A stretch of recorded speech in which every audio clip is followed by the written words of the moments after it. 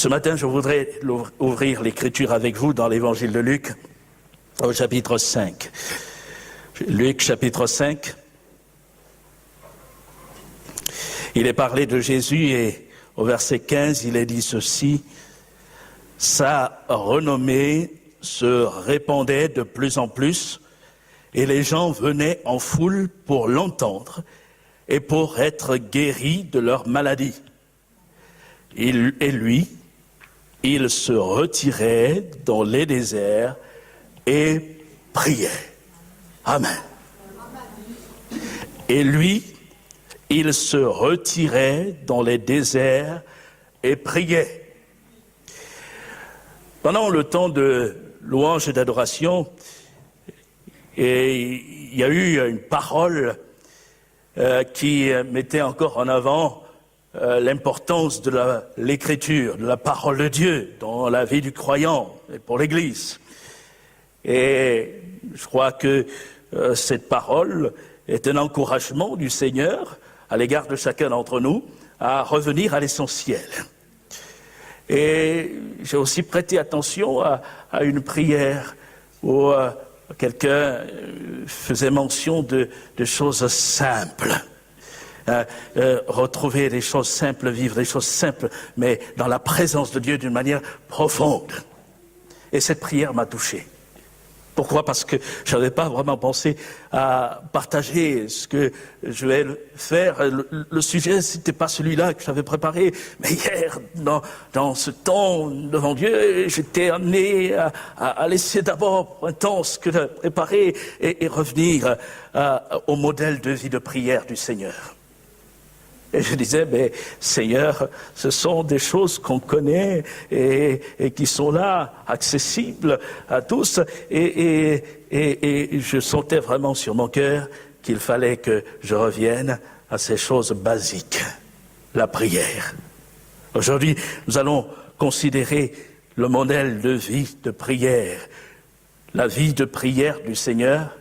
Oh, je ne ferai pas le tour. Parce qu'il faudrait y revenir.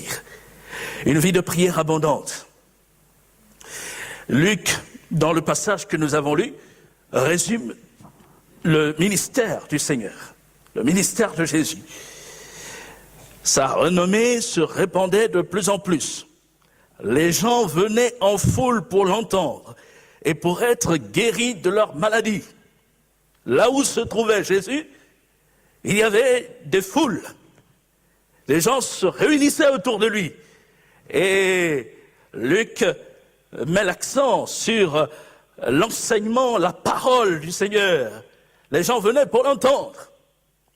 Mais Luc va aussi mettre l'accent sur l'action du Seigneur, sur les corps, sur les vies, sur les âmes.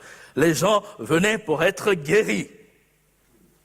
Mais on regarde, on considère aussi que Luc va plus loin. Il met l'accent sur la vie de prière du Seigneur.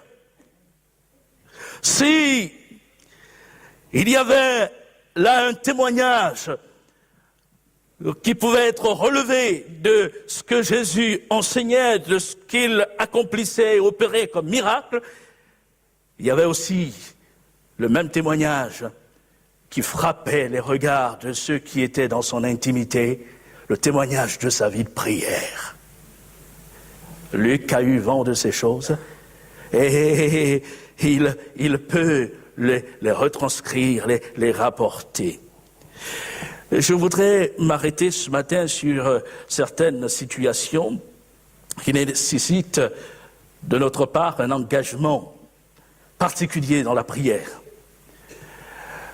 La première des situations que je relèverai, c'est celle qui marque le début du ministère du Seigneur, quand Jésus va vers Jean-Baptiste pour se faire baptiser.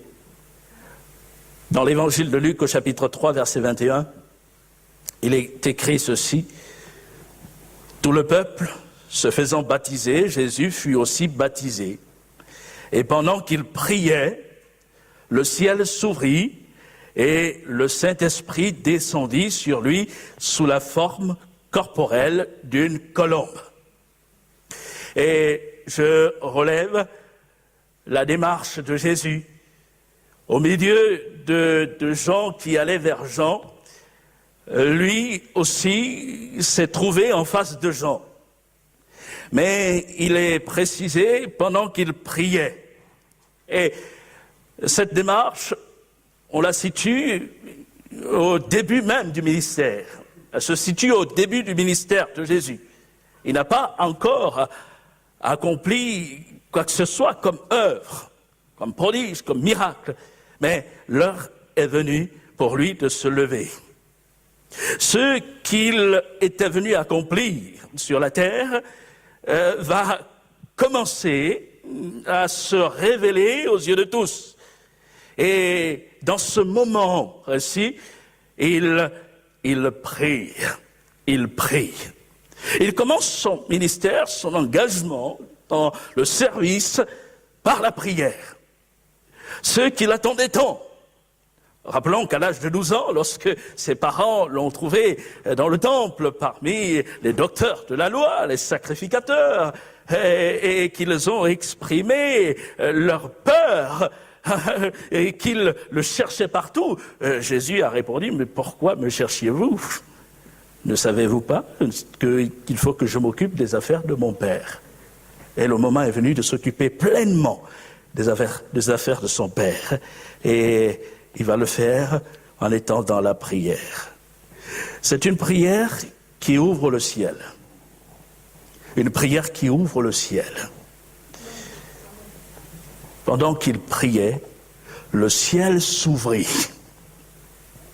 Et je crois que ce témoignage est là pour nous enseigner, nous montrer que sans l'ouverture des écluses des cieux, nous ne pouvons véritablement rien accomplir. Le ciel s'ouvrit et le Saint-Esprit descendit sur lui, sous la forme corporelle d'une colombe. Je retiens que lorsque les apôtres, eux aussi, ont dû commencer le service pleinement, le ciel, il y a cette mention du ciel. On va mettre en parallèle les deux passages. Dans Actes chapitre 2, verset 1er, le jour de la Pentecôte, ils étaient tous ensemble dans le même lieu. Et tout à coup, un bruit, tout à coup, il vint du ciel. Un bruit comme celui d'un vent impétueux. Et il remplit toute la maison où ils étaient assis. Il vint du ciel. À propos de Jésus, il est dit, le ciel s'ouvrit. Référence au ciel.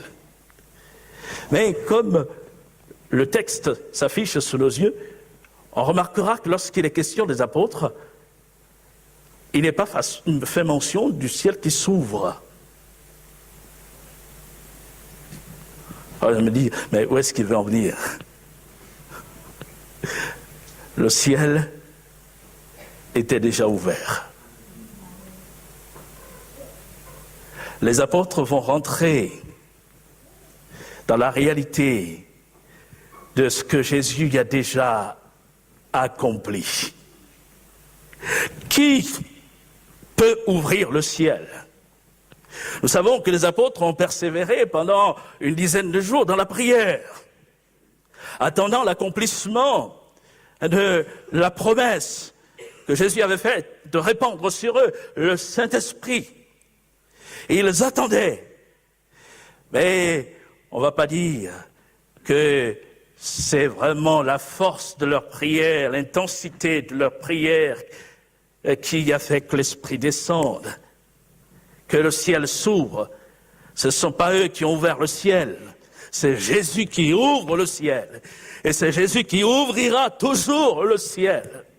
Et ce que je veux faire ressortir ici, c'est que qui, mieux que celui qui est descendu du ciel peut vraiment ouvrir le ciel. Nous aspirons à voir l'action de Dieu s'accomplir. Et moi, j'aspire à voir le ciel ouvert tous les jours. Je prie encore dans ce sens hier. Mais en fait, le ciel, depuis que Jésus est venu, ne s'est pas refermé. Il est ouvert. Il est ouvert pour moi. Il est ouvert pour nous. Il faut simplement que je réalise qu'il a déjà ouvert le ciel. Celui qui est descendu du ciel, c'est celui qui ouvre le ciel. Quand Luc fait mention de cette réalité dans le début du ministère du Seigneur, et il veut mettre là en avant une vérité. Le ciel s'ouvre, et il s'ouvre pour de bon, en faveur de ceux qui s'approchent de lui, en faveur de ceux qui viennent à lui, de ceux qui se tournent vers lui, et de ceux qui veulent marcher avec lui d'un cœur vrai et sincère. J'ai été interpellé parce que je disais tout à l'heure que je voulais m'orienter vers d'autres choses, mais dans ce moment de rentrée où on se prépare pour l'école, pour le travail, on reprend, il y a des activités, et l'Église aussi, non pas que on se soit relâché, mais c'est un temps de recommencement, un nouveau commencement dans les activités.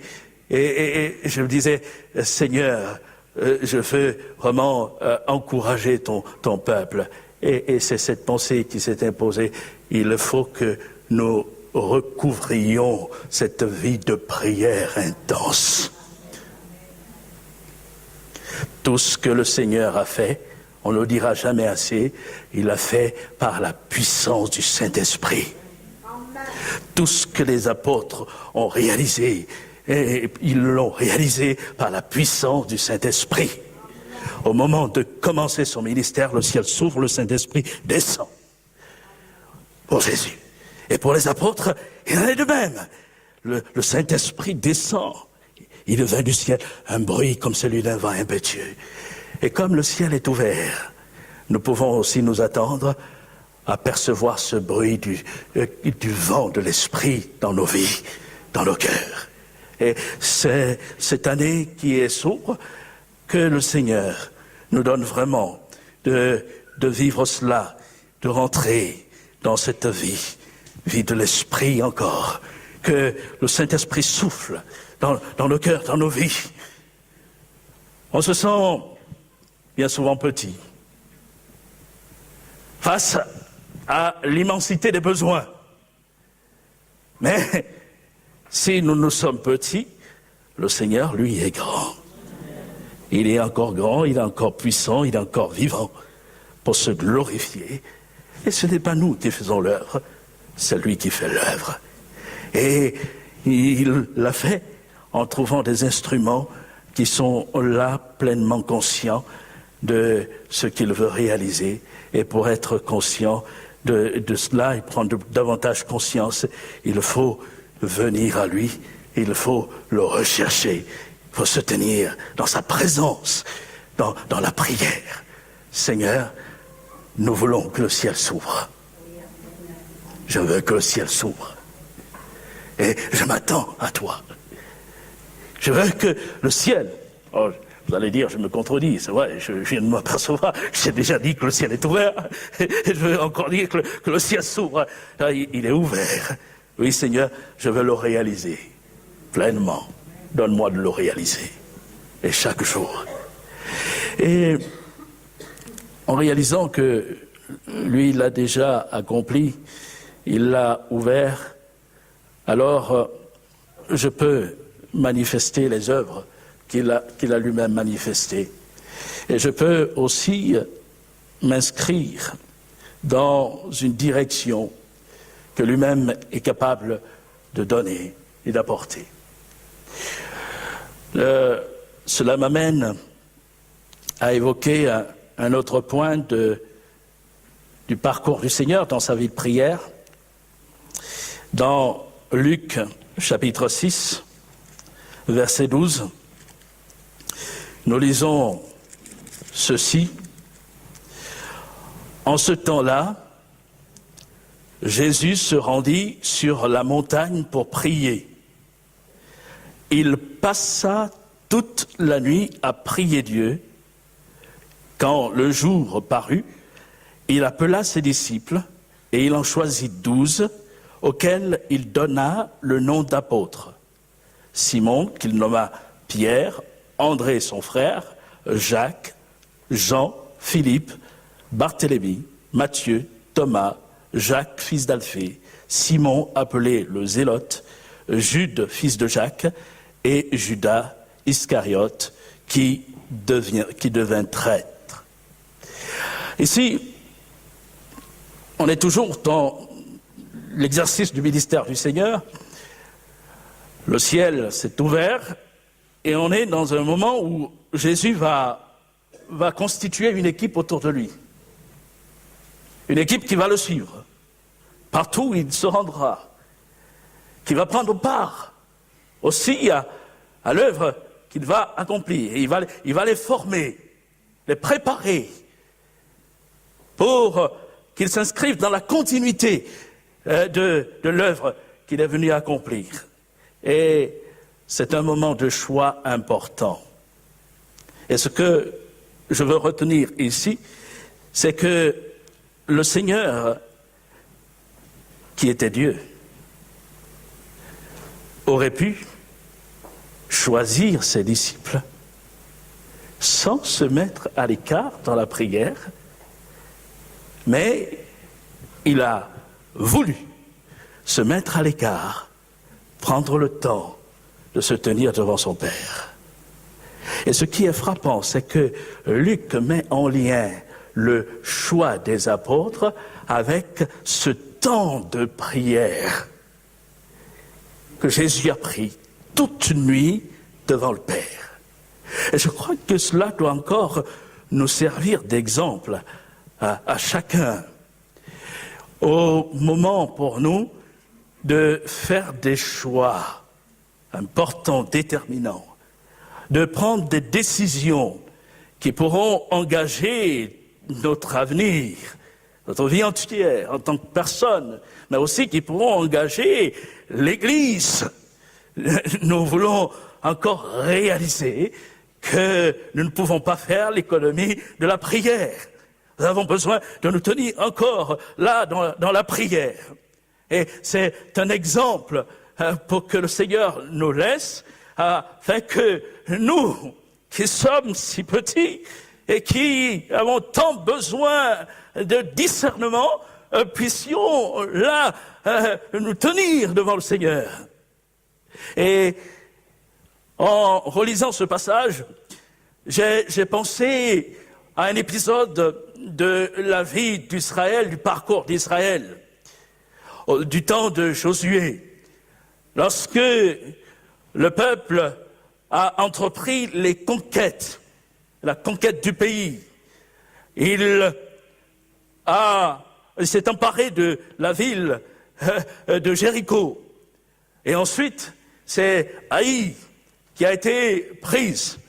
Et il est arrivé un moment où Josué et les anciens d'Israël ont dû se placer devant un choix. Pourquoi? Parce qu'un peuple, les Gabaonites, le peuple de Gabaon, a entendu les échos de ce que Dieu avait opéré, et Gabaon a usé d'un stratagème pour vouloir conserver la vie et tromper Josué. Ils ont pris des sacs usés, des souliers usés, des outres de vin déchirées et recousues. Ils se sont revêtus de vêtements aussi usés. Ils ont pris du pain rassis, sec, émietté, et ils se sont rendus vers Josué et demandé à Josué de faire alliance avec eux. Chose qui ne devait pas se faire. Aucune alliance devait être contractée avec les habitants du pays, parce que Dieu avait décidé d'exercer jugement sur eux. Et Josué et le peuple ont reçu, les anciens du reste, ont reçu favorablement les présents des habitants de Gabaon. Quand je lis le texte dans Josué chapitre 9, à chaque fois, je suis là, il y a comme du suspense. Quand ils font valoir leurs propos devant Josué, et je suis là, et on se dit, mais ils vont pas tomber quand même ils vont pas tomber dans le piège. Ils vont pas tomber dans le piège. Et puis il y a ce verset 14, où il est dit, les hommes d'Israël prirent de leurs provisions, et ils ne consultèrent point l'Éternel. Josué fit la paix avec eux et conclut une alliance par laquelle il devait leur laisser la vie, et les chefs de l'assemblée le leur jurèrent. Et il y a quand même cette mention, ils ne consultèrent point l'Éternel. Il y avait une décision à prendre. Et quand on lit le texte plus haut, on relève que Josué interroge ces hommes, qui êtes-vous, d'où venez-vous? Et les anciens même disent, mais peut-être que vous habitez dans le pays. Donc, ils étaient conscients quelque part qu'il pouvait y avoir de la ruse. Mais dans cette situation, ils n'ont pas fait la démarche jusqu'au bout. Il aurait fallu se tourner vers l'Éternel pour avoir la réalité, la vérité même des faits. Et ils ne se sont pas tournés vers Dieu. Et Gabaon a été un de ceux qui ont constitué un piège pour le parcours du peuple, pour l'histoire du peuple d'Israël, dans sa relation avec Dieu. Un peuple idolâtre qui s'est installé là et qui pouvait continuer de pratiquer ces cultes et ces idoles, les servir au milieu du peuple d'Israël.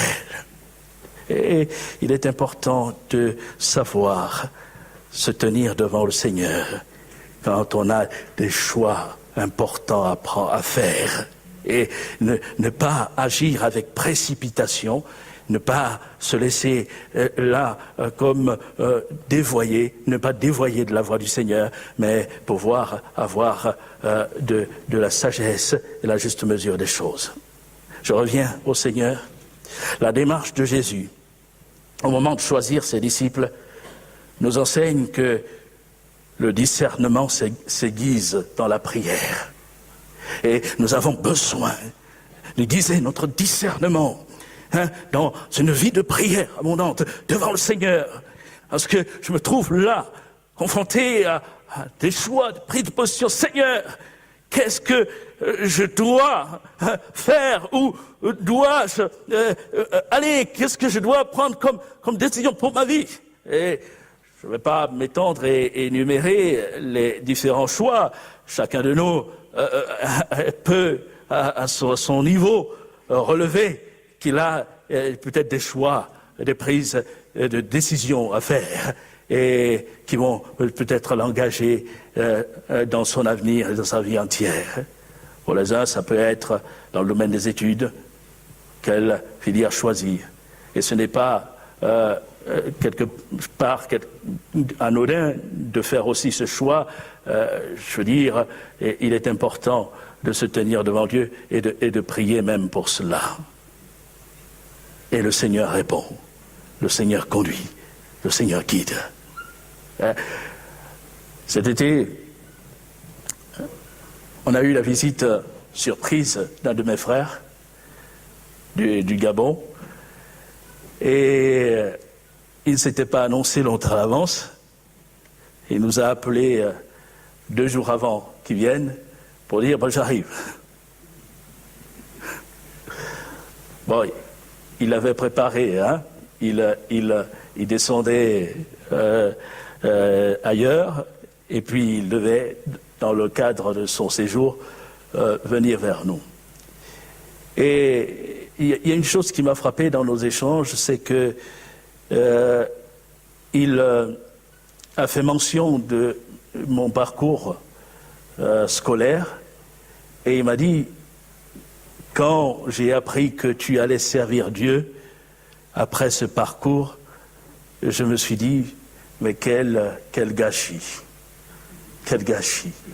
Et en voilà un qui arrête tout et qui ne va pas vraiment mettre à profit ce qu'il a appris. Et ce qui m'a aussi conforté, c'est que il m'a dit, mais maintenant, je comprends et j'apprécie ce que Dieu a fait. Et c'est vrai que ça a été pour nous un combat, pour moi personnellement, et un combat de dire oui au Seigneur. Mais dans ce parcours, je me suis rendu compte, et j'en parlais avec les enfants, que Dieu a conduit toutes choses, étape par étape. Et même par rapport à la ville.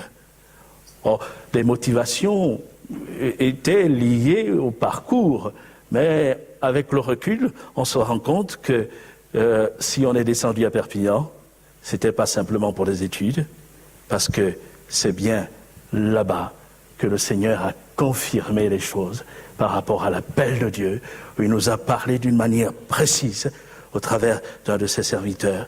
Et c'est là-bas aussi qu'on est rentré dans le service. Et on s'est dit, ben oui, le Seigneur a tout conduit. Et je crois que au milieu de nous, le Seigneur est encore capable de faire connaître sa volonté quand on le cherche, quand on veut être en phase avec lui, ne pas se tromper dans les décisions, dans les choix. Je parle de choix par rapport aux études, mais on peut parler aussi de choix dans le domaine du travail, de choix quand il s'agit peut-être de prendre un nouveau départ. Dans sa vie, le Seigneur est capable d'exercer notre jugement et de nous donner du discernement et de nous guider afin que nous soyons toujours dans sa volonté. Et cette année, je sais que bon nombre d'entre nous seront encore confrontés à des choix. Que le Seigneur nous conduise et que nous soyons de ceux qui se tiennent là dans le secret de la prière pour qu'il puisse aiguiser notre discernement. Et nous voulons prier pour cela. Seigneur, manifeste-toi encore et que nous ne sortions pas de ta volonté, mais guide-nous, conduis-nous, que nous ne nous trompions pas et donne-nous d'éviter tous les pièges qui peuvent se présenter aussi devant nous, afin que ta gloire se manifeste encore et qu'ainsi nos vies soient pleinement à ton service, que nous soyons ces instruments que tu veux. Quand on regarde la vie du Seigneur, nous relevons qu'il a prié. Du reste, il fait mention de la prière quand il a été confronté à la tentation. Et même lorsque il donnera une indication, une direction, un conseil à ses disciples. Lisons dans Marc, chapitre 14, verset 37. Il est parlé de lui et c'est lorsqu'il se trouve à Gethsémanée, après avoir dit aux disciples, mon âme est triste jusqu'à la mort. Venez, restez ici avec moi et veillez. Il s'éloigne, il prie, et il revient vers les disciples et il les trouve endormis. Et il est dit, et il vint vers les disciples qu'il trouva endormis et il dit à Pierre, Simon, tu dors, tu n'as pu veiller 1 heure. Veillez et priez afin que vous ne tombiez pas en tentation. L'esprit est bien disposé, mais la chair est faible. Ce qui est beau ici, c'est que le Seigneur donne une indication sur le fait ou les moyens de vaincre la tentation. Et l'un des moyens, le moyen évoqué essentiellement ici, c'est la prière. Et il dit, veillez et priez afin que vous ne tombiez pas en tentation. J'ai déjà eu l'occasion de faire ressortir que la tentation, notamment pour Pierre, était imminente. Puisque Pierre, dans les heures qui vont suivre, va être terriblement éprouvé. Tenté de sortir son épée pour se défendre. Et puis, il va le faire. Et malheureusement, il va blesser un homme. Tenté de dire qu'il ne connaît pas le Seigneur, de le renier, et il va, là aussi, succomber. La tentation était imminente pour lui, mais pour les autres aussi. Et Jésus va dire, Simon, tu dors, vous n'avez pas pu veiller une heure. Une heure avec le Seigneur. Et je retiens cela, une heure. Jésus fixe cela comme un minimum. Dans la circonstance présente, il fallait veiller, il fallait prier avec instance. Le combat était rude. Il fallait se préparer. Et il est des circonstances, il y a des situations qui exigent que nous prenions davantage de temps devant le Seigneur, que nous le cherchions encore. Et notamment quand on se sent là, comme pressé, quand l'action du tentateur se fait plus belle, nous avons besoin de revenir vers le Seigneur, nous tourner vers lui, parce qu'il est notre force. Et comme je disais tout à l'heure, en parlant du ciel, qui mieux que Jésus pouvait ouvrir le ciel? Et qui mieux que Jésus peut nous donner les moyens, nous indiquer les moyens de vaincre la tentation? Parce que lui-même a vaincu la tentation. Il a vaincu par la parole de Dieu. En répondant au tentateur, il est écrit, il est aussi écrit. Il a vaincu.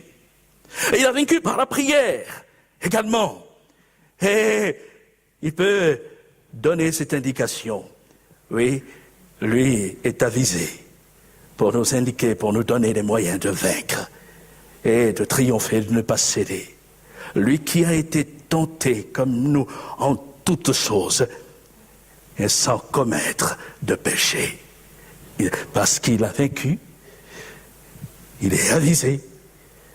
Il peut nous donner de vaincre et il peut nous indiquer le moyen de vaincre. Alors, peut-être quelqu'un se trouve-t-il là dans une situation où l'action se fait de plus belle pour l'amener à se détourner du Seigneur et à céder. Alors, le Seigneur te dit ce matin, retrouve de l'ardeur dans la prière. Tiens-toi devant lui, tiens-toi devant sa face. Et là, tu auras les moyens, la force de vaincre. Prends du temps avec ton Dieu. Prends du temps au contact de sa parole. Laisse-toi encore pénétrer par sa présence et sa parole dans ta vie. Et alors, tu auras des forces. Et tu pourras faire face et vaincre. Il a vaincu de cette manière et il nous donnera de vaincre aussi de cette manière. Restons à Gethsémani pour évoquer un autre aspect de la vie de prière du Seigneur. Et ici, je relève l'oppression de la mort, moment de souffrance. C'est là qu'il a dit à ses disciples, mon âme est triste jusqu'à la mort. C'est aussi là qu'il va éprouver des angoisses et des peurs. Un moment terrible. Mais dans ce moment, Jésus a encore recours à la prière. Et de quelle manière? Luc nous dit, au chapitre 22, verset 44, étant en agonie, il priait plus instamment, et sa sueur devint comme des grumeaux de sang qui tombaient à terre. Et je souligne cette précision, étant en agonie. Le combat est rude. L'oppression est forte. La mort exerce déjà son oppression sur lui. Il est saisi, le Seigneur, au point en lui-même. Et il a encore recours à la prière et même il intensifie sa prière. Et il y a là, pour nous, un exemple. Gethsémané, il y a des Gethsémané dans notre parcours, dans notre vie. Or, quand je dis il y a des Gethsémané, je ne veux pas me méprendre, parce que nous ne connaîtrons jamais ce que le Seigneur a connu. Nous ne connaîtrons jamais l'oppression qu'il a connue, et la pression de la mort. Mais il est des temps de souffrance qui viennent mettre à l'épreuve notre foi, notre engagement. Et cette année, nous en aurons peut-être, certainement, dans notre parcours. Mais nous voulons prendre le temps, là aussi, de mettre un accent encore dans la prière pour nous tenir devant le Seigneur, afin que là, nous puissions avoir les ressources pour être fortifiés. Quand Jésus a prié à Gethsémané, il est précisé qu'un ange de Dieu le fortifia. Il a fortifié, le Seigneur l'a fortifié, afin qu'il aille au bout même de ce qu'il était venu accomplir. Et puis, dans le même ordre d'idées, parlant d'oppression, on peut parler de Golgotha. À Golgotha, il prie. Encore. Au milieu du brouhaha des hommes, des injures, de la moquerie, le Seigneur prie. Alors que certains ricanent, il prie, et il prie pour eux. Et cela est beau. Il est en proie aux souffrances terribles. Mais dans ce moment, il va prier. Alors, ce sont là quelques aspects que je prends du parcours du Seigneur. On aurait pu en prendre d'autres.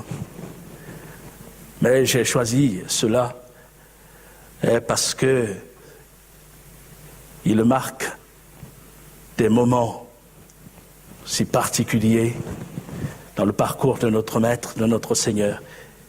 Des moments où Jésus nous sert d'exemple par sa vie, où on peut apprécier du début de son ministère jusqu'à la fin l'importance de la prière dans sa vie, de cette communion avec le Père. Et nous voulons, là aussi, comme je disais tout à l'heure, qu'il y a des Gethsémané dans notre vie, et il y a des moments où aussi la pression peut-être de la mort peut se faire de plus belle, où il y a dans notre entourage des personnes qui nous quittent, qui nous laissons dans la douleur. Et on peut amener à être découragé, à se décourager. Mais nous voulons réaliser que le Seigneur qui est venu nous racheter, lui, il a connu cette pression de la mort et il ne s'est pas laissé vaincre par cela, mais il a triomphé. Et il s'est tenu en présence du Père. Et prions encore, prions toujours, et jusqu'à la fin, et le Seigneur lui a donné de triompher, le Père lui a donné de triompher. Et nous triompherons encore par les mêmes armes que le Seigneur qu'il nous a indiquées. Et qu'en cette année, Dieu nous donne d'être de ceux qui se tiennent encore dans sa présence, dans la prière. Or, l'année s'ouvre. Mardi, nous avons prié, déjà pour cette période de la rentrée, priant pour chacun d'entre nous, du plus petit au plus grand, parmi nous, et des enfants aux plus âgés. Et nous allons prendre le temps encore de chercher la face du Seigneur. Vendredi, nous aurons un temps de jeûne et prière. Nous reprenons ces moments de prière vendredi à 12 heures. et que ceux qui peuvent avoir un temps de liberté viennent. Unissons-nous pour prier, pour chercher la face de Dieu. Et dans ce mois de septembre, nous avons mis en place les temps de jeûne et prière, du lundi au jeudi. Et ce sera la dernière semaine. J'ai choisi de mettre à la dernière semaine parce que c'est la rentrée, il y a beaucoup de réunions, réunions de parents d'élèves. Je veux qu'on ne soit pas là un peu pris avec tout ce qu'il y a à faire pour la rentrée, mais qu'on puisse laisser cette rentrée se faire et puis prendre le temps fin septembre de chercher la face de Dieu ensemble. Et nous voulons que le ciel qui est ouvert soit encore pour nous une bénédiction de Dieu par l'effusion du Saint-Esprit dans nos vies. Nous voulons que le Seigneur qui a fait le choix de nous attirer vers lui, comme il a choisi du milieu des disciples, ses apôtres, pour les envoyer, pour les équiper, pour les enseigner. Nous voulons qu'il vienne encore nous instruire, nous conduire, nous inspirer dans les décisions, dans les orientations que nous aurons à prendre. Nous voulons que le Seigneur qui a vaincu la tentation, qui a triomphé dans la souffrance, puisse encore nous donner des forces, renouveler nos forces, afin que nous puissions être debout et demeurer fermes dans notre foi et que Jésus soit élevé. Amen.